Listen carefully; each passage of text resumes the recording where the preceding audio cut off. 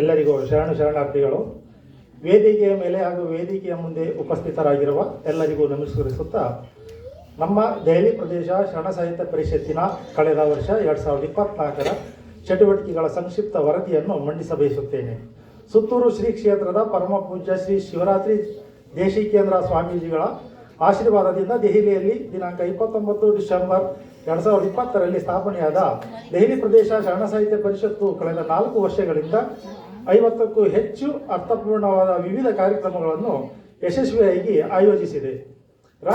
ರಾಷ್ಟ್ರ ರಾಜಧಾನಿ ದೆಹಲಿ NCR ಕನ್ನಡಿಗರಲ್ಲಿ ವಿಶೇಷವಾಗಿ ಮಕ್ಕಳಲ್ಲಿ ಕನ್ನಡ ಭಾಷೆ ಕುರಿತು ಆಸಕ್ತಿ ಮೂಡಿಸಲು, ವಚನ ಸಾಹಿತ್ಯವೂ ಸೇರಿದಂತೆ ಕನ್ನಡದ ಅನೇಕ ಸಾಹಿತ್ಯ ಕಲೆಗಳನ್ನು ಅಭಿವ್ಯಕ್ತಪಡಿಸಲು ವೇದಿಕೆ ರೂಪಿಸುತ್ತಾ ಕನ್ನಡದ ಧ್ವನಿಯನ್ನು ಇನ್ನಷ್ಟು ಗಟ್ಟಿಗೊಳಿಸುವ ನಿಟ್ಟಿನಲ್ಲಿ ಯಶಸ್ವಿಯಾಗಿ ಕೆಲಸ ಮಾಡುತ್ತಾ ಬರುತ್ತಿದೆ.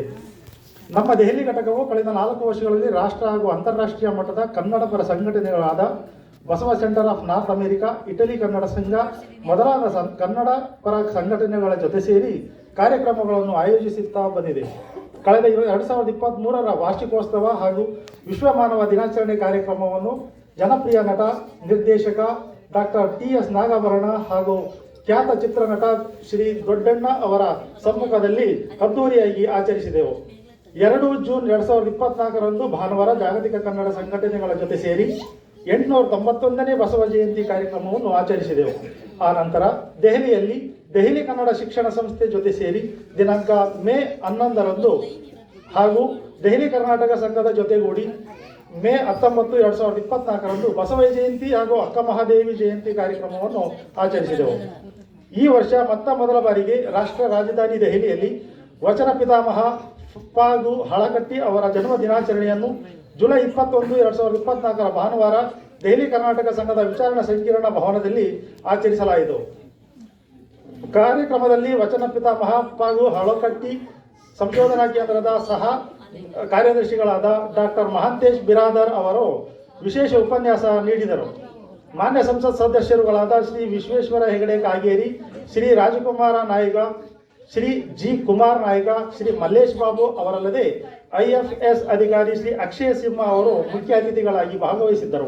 ಅಖಿಲ ಭಾರತ ಶರಣ ಸಾಹಿತ್ಯ ಪರಿಷತ್ ಸಂಸ್ಥಾಪಕರಾದ ಪರಮ ಪೂಜ್ಯ ಶ್ರೀ ಶ್ರೀ ಶ್ರೀ ಜಗದ್ಗುರು ಶಿವರಾತ್ರಿ ರಾಜೇಂದ್ರ ಸ್ವಾಮೀಜಿಯವರ ಜನ್ಮದಿನವನ್ನು ದಿನಾಂಕ 28 ಸೆಪ್ಟೆಂಬರ್ 24ರಂದು ವಚನ ದಿನಾಚರಣೆಯನ್ನಾಗಿ ದೆಹಲಿಯಲ್ಲಿ ಸಾಕೇತ್ ಭವನದಲ್ಲಿ ಸುತ್ತೂರು ಸಾಂಸ್ಕೃತಿಕ ಕೇಂದ್ರದಲ್ಲಿ ಆಚರಿಸಲಾಯಿತು.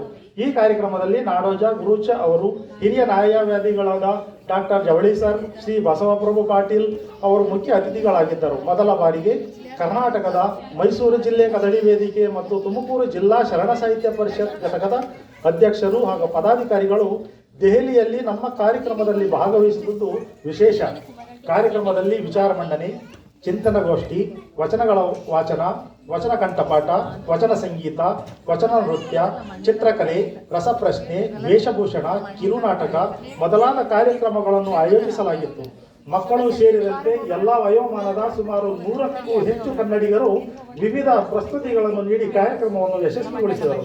ಹಾಗೆಯೇ 24 ನವೆಂಬರ್ 2024ರಂದು ದೆಹಲಿ ಕರ್ನಾಟಕ ಸಂಘ ಹಮ್ಮಿಕೊಂಡಿದ್ದ ಕರ್ನಾಟಕ ರಾಜ್ಯೋತ್ಸವ ಕಾರ್ಯಕ್ರಮದಲ್ಲಿಯೂ ನಮ್ಮ ಪರಿಷತ್ತು ಜೊತೆಗೂಡಿತ್ತು.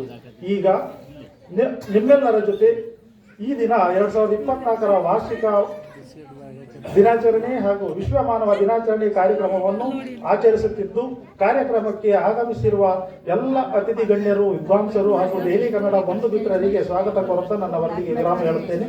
ಧನ್ಯವಾದಗಳು.